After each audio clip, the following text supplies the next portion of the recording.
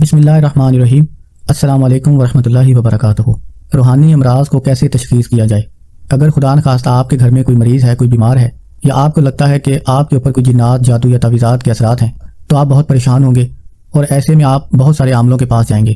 ہر بندہ اپنی طرف سے آپ کو کچھ نہ کچھ کہہ دے گا۔ کوئی کہے گا آپ کے اوپر جادو ہے، کوئی کہے گا کالا علم ہے، کوئی کہے گا جنات کے اثرات ہیں۔ غرض یہ کہ آپ کو طرح طرح کی باتیں کریں گے اور آپ مزید پریشان ہوں گے۔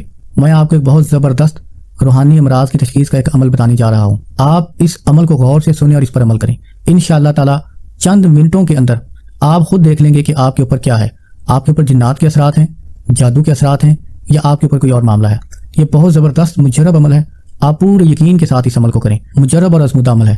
عمل کا طریقہ یہ ہے کہ آپ مریض کی پہنی ہوئی قمیض لے کر، جو کم از کم ایک دن پہلے تک پہنی ہوئی ہو، وہ قمیض آپ لمبائی کی طرف ناپ لیں، اور پھر اس کے اوپر 7 مرتبہ اول آخر درود شریف کے ساتھ پہلے آپ درود ابراہیمی پڑھیں، اور پھر 7 مرتبہ سورت فاتح شریف پڑھیں، اور پھر سورت فلق 3 مرتبہ پڑھیں، پھر سورت ناس 3 مرتبہ پڑھیں، اور 3 مرتبہ آیت الکرسی پڑھ کر اس قمیض کے اوپر دم کر دیں، پھونک مار دیں، اور دوبارہ لمبائی کی پیمائش کریں۔ اگر لمبائی پہلے سے کم ہو جائے تو اس کا مطلب ہے کہ مریض پر جنات وغیرہ کے اثرات ہیں۔ اگر قمیض کی لمبائی پہلے سے زیادہ ہو جائے تو اس کا مطلب مریض سحر جادو کے زیر اثر ہے، اور اس کا علاج کریں۔